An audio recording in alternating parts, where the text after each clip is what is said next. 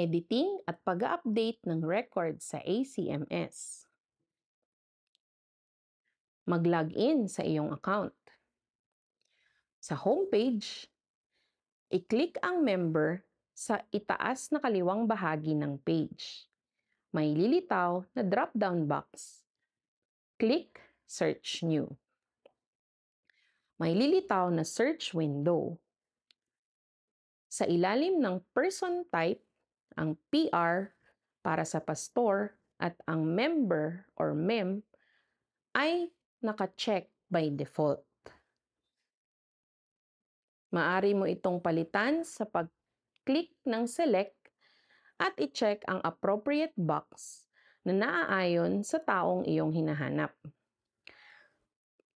Ang mga boxes ay maaari ring i-check ng sabay-sabay depende sa iyong pangangailangan. Sa name, code email, maaari mong i-type ang full name ng taong iyong i-update. Sa pagkakataon na hindi ka sigurado sa kanyang buong pangalan, maaari mong i-type ang percent at ang kanyang pangalan upang mas mapataas ang probabilidad na madali mo siyang mahahanap. Kung ikaw ay naghahanap lamang sa inyong local church registry, hayaan na lamang na may check ang small box beside sa salitang local. Click search at maghintay ng resulta.